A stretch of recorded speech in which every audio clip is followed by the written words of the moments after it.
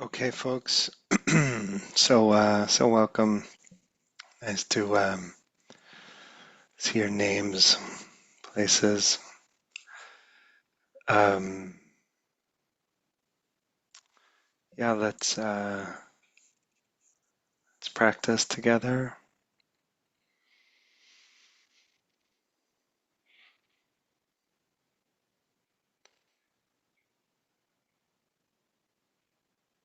Just remember, I remembered a yoga teacher saying something like, "How you get into the posture is as important as where you get to," or something, and that can refer to literally the posture of your body, but also how you take a kind of inner Dharma posture of the heart, and just get into that posture carefully.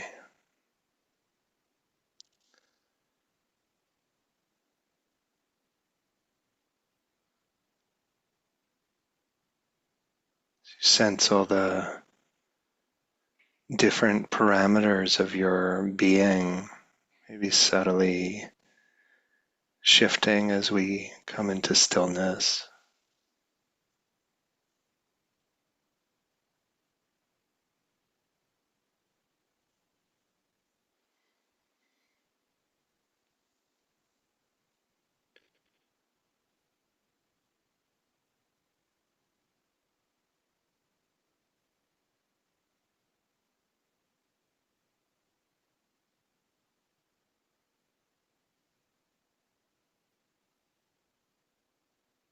Not in a rush to put your heart into some particular posture, your attention into some particular shape.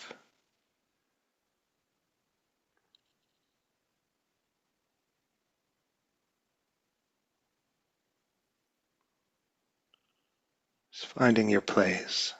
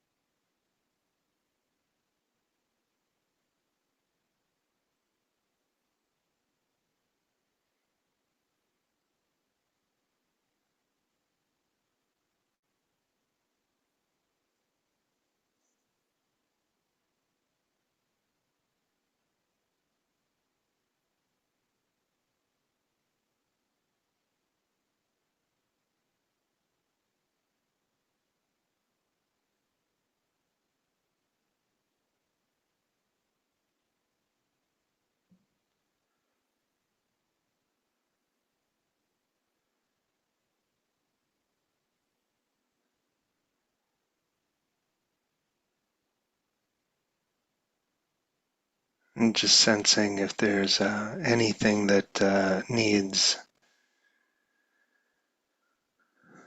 the blessing of awareness, patience,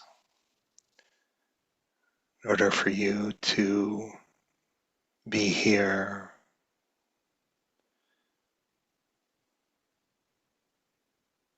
to be available for your breathing.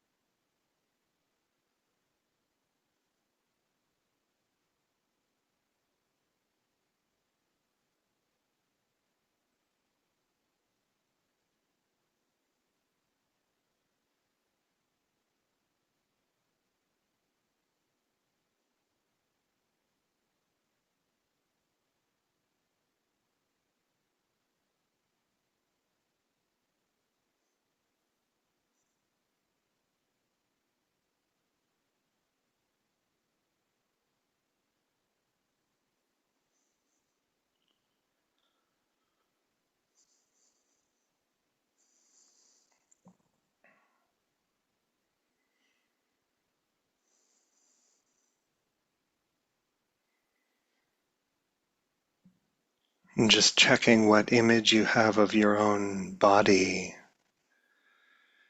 the way that image gets refreshed often,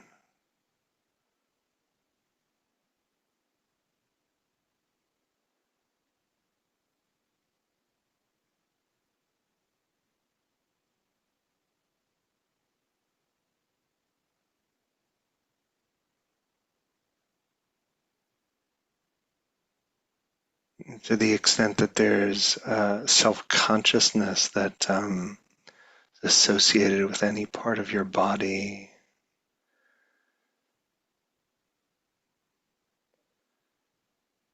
Just relax.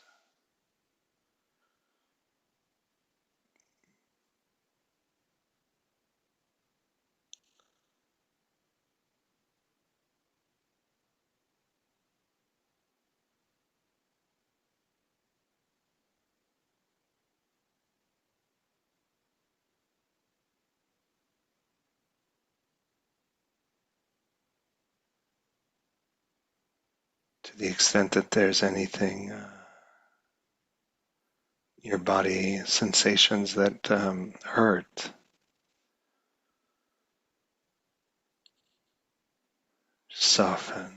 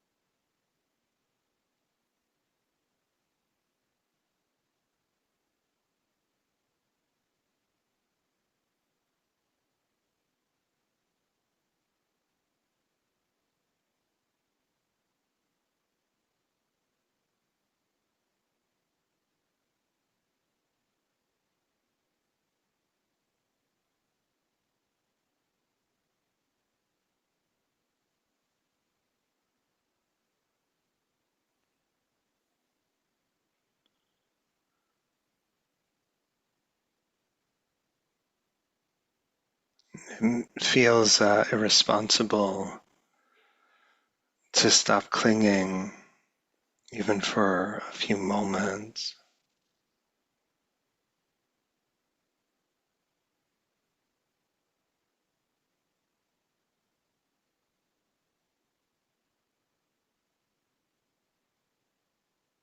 But whatever alarm bells go off that make that feel unsafe, just breathe into that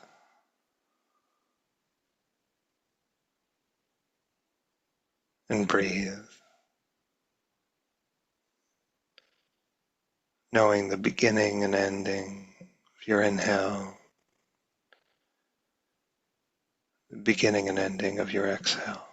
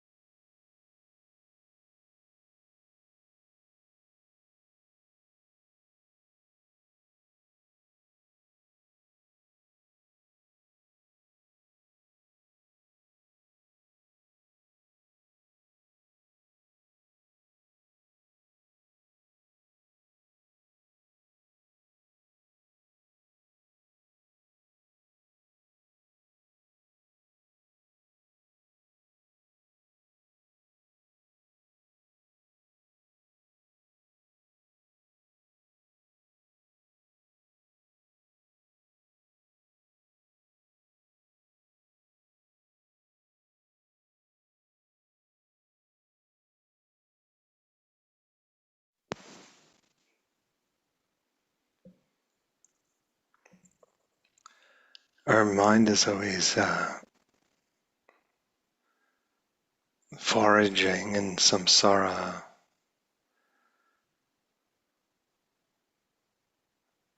seeking some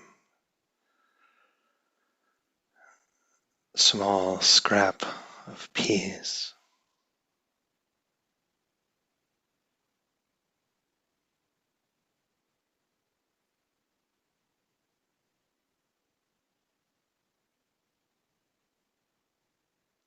But the Buddha said peace is only found through relinquishment. This is what we really want. Something that actually satiates us.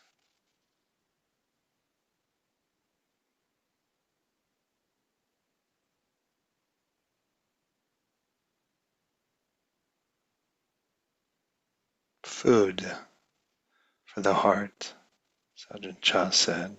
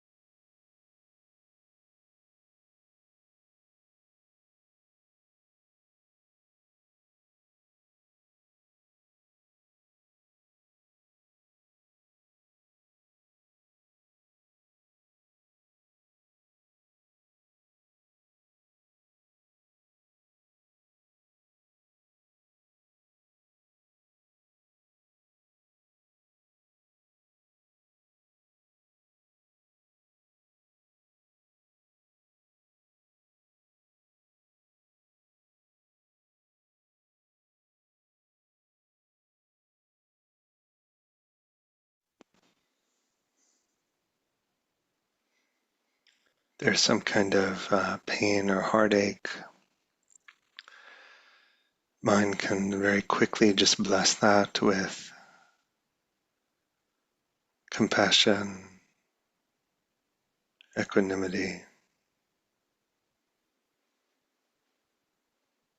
There's restlessness and agitation. Just find what's stable.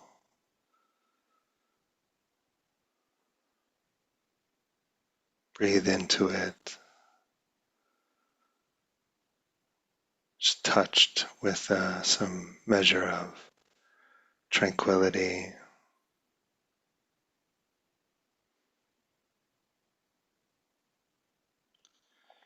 There's aversion, ill will, just a quick surgical strike. Metta.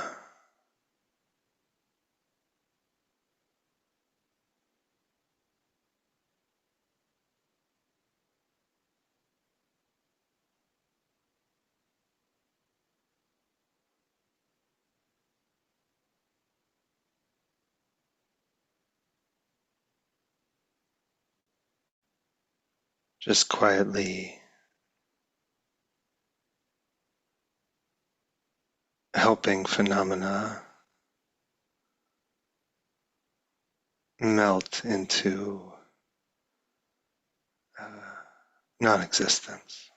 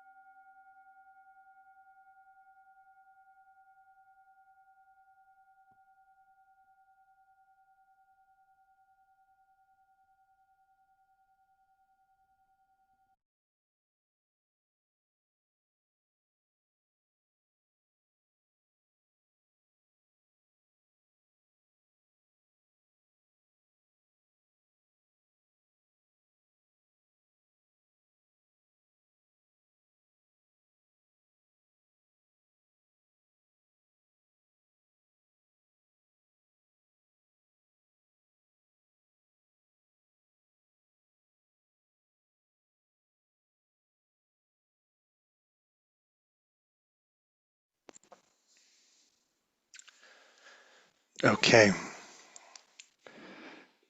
So, question from the chat line, whatever that thing is. Person wrote, can you give some guidance on etiquette for approaching meditation teachers? Like, is there anything that really annoys you about people who sit with you and engage with your reflections, the way people approach you or not, etc.? Conversely, is there anything that makes you really happy about the way people approach and engage with you? Um, I like this anonymous question portal. People just say things, and that's good. So the first thing that I thought of when I saw that was Michael Scott from The Office, and kind of, if you're unfamiliar, a sort of very loving depiction of delusion and self-absorption, but loving for sure. And there's some clip, I don't know what it's in the context of or whatever, but it's Michael Scott at his desk, and says, "Do I need to be liked? Absolutely not. I like to be liked. I enjoy being liked. I have to be liked, but it's not like this compulsive need to be liked, like my need to be praised." And so you got to find the clip. That's very good. And that's just the first thing I thought of. That's not what I model my life around, but I suppose the question is like, what do teachers want from students? And I'm not totally sure, but what actually came to mind was almost nothing, but not nothing. So teaching is um, is merely a kind of aspect of practice. One takes care with it, and anyone who thinks they're a teacher is not a teacher. And teaching is partially just a kind of practice of service, and the currency is compassion, sympathetic joy. Uh, Once Ajahn Sujito was talking about the Buddha and the Buddha's decision to teach for 45 years didn't need to do that, didn't need to pad the ego, make money, but just moved by care. And remember Ajahn being quite, getting emotional just reflecting on that. Shinzen Young said this about teaching, said, when you've had an exceptional meal, you leave a nice tip. Teaching is a devotional practice. It's kind of an expression of the of love for the lineage, for the Dhamma. And giving a Dharma talk is like writing a love letter to many people at the same time. And you just kind of hope someone reads it. Mostly, I feel like it's a teacher's job to be highly flexible, meet however the student manifests, meet however the student expresses themselves. In other words, no code of etiquette, really. Come as you are. And the flexibility is about giving the student a kind of unpressured space to see their mind. And so much gets stirred in relationships with teachers, and teacher plays many roles and represents many things. And psychotherapeutic models of transference are not always on point, but often somewhat relevant. A relationship forms, even if one has very little or no contact with somebody, with a teacher, something happens. And so, and if one does have more contact, then that's evocative terrain. And there's our own, I know from my own history with teachers, almost none of whom I had much direct contact. So when I say my teachers, I was not like, nurtured all along the way with a lot of individual attention or something like that. It was not like that. It was just practicing with people. Um, and so there's our own historical material, the ways that teachers function as a screen onto which our um, deep conditioning, early relationships are dramatized, the shadow cast by those dynamics. And in the classical Freudian sense, like Freud said something like, there is no love that does not reproduce infantile stereotypes, you know, and teachers can disappear behind the veil of projection. They become just an object in the world of the student. And sometimes a compliment is more about the person offering it than the person to whom it's directed. The emptier a teacher gets, the easier it is to see the movement of one's own mind. There's been times when I'm, sitting retreat and the teacher is just like, I don't know. All I perceive are the movements of my mind, whatever's evoked in the field, you know. But it's not merely about the student, it's a relationship.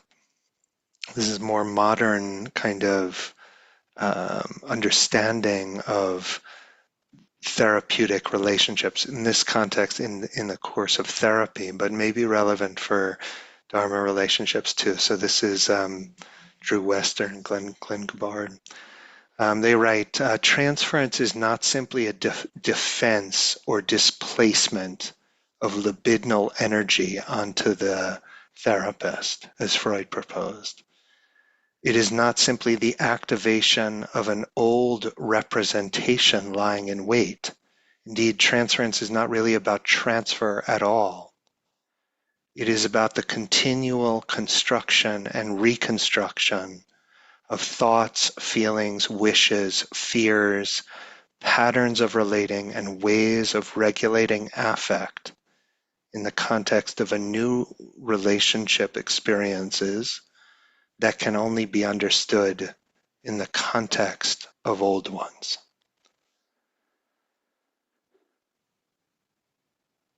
Now, those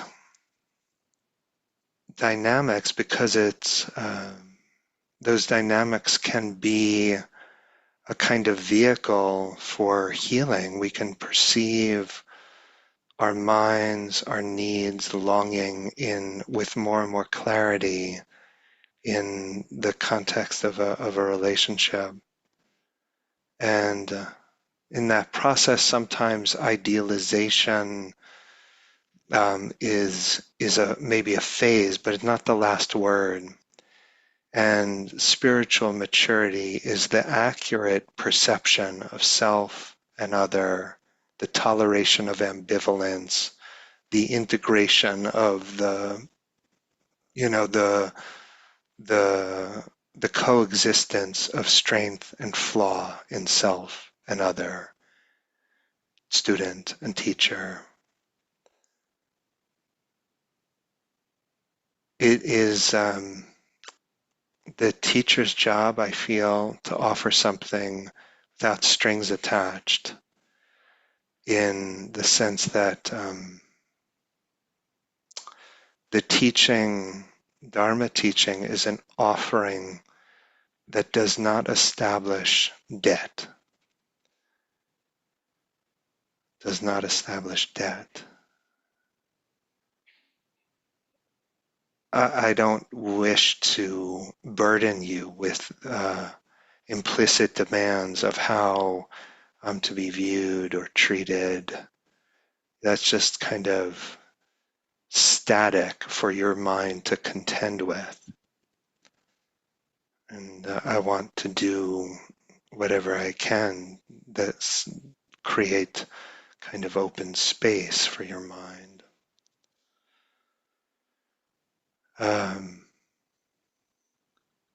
So what I believe teachers want from students, probably, you know, the simplest way to put it is sincerity.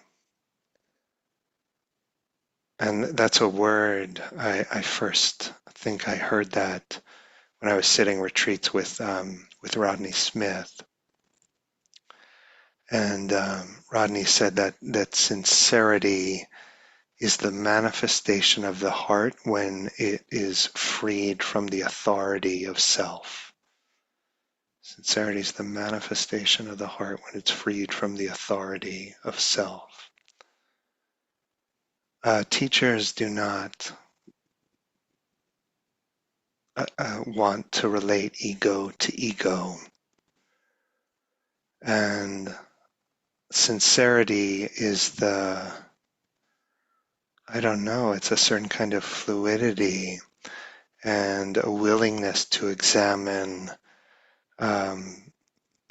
what Agnes Callard calls like load-bearing questions, the answers to which support one's life, to be willing to examine load-bearing questions. That's sincerity.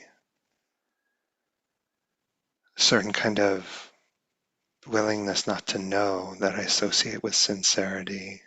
It's stepping out of the bureaucracy of ego, as Trungpa said. And when I'm in kind of amidst sincerity in a sangha, the sense of self fades very dramatically, and I can be as silent teaching as in my own practice. But when there isn't there, and that's why I'm careful what context in which I teach, when that isn't there, when there isn't sincerity, some modicum of sincerity, myself congeals in a ferocious way. And I feel kind of ashamed of what I care about.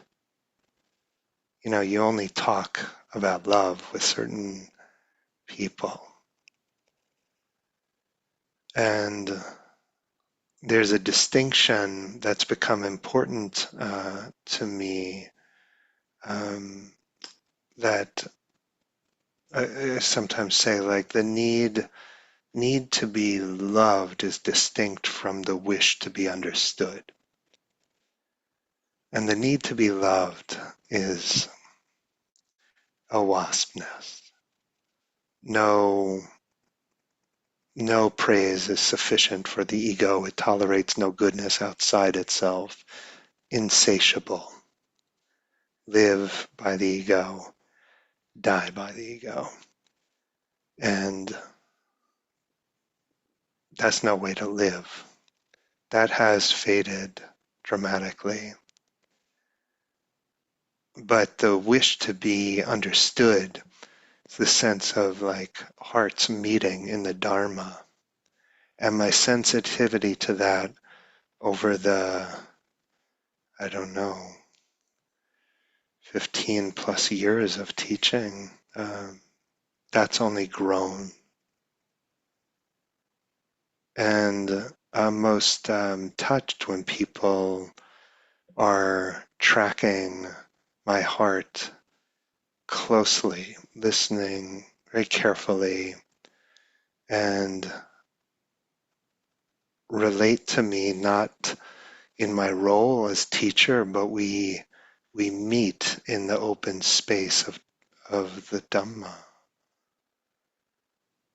And I'm touched when my goodness is not elevated as some special possession, but reminds you of your own goodness. A teacher doesn't want to be loved, but to uh, dwell in what we both love.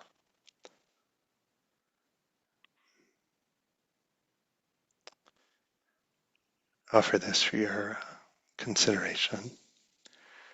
And yeah, see you. Be back next week. Actually, doing Gil's. I'm the sub for Gil next week. So if you want to join the 7 a.m. Pacific, I'll be there. And yeah, I wish you all a good week.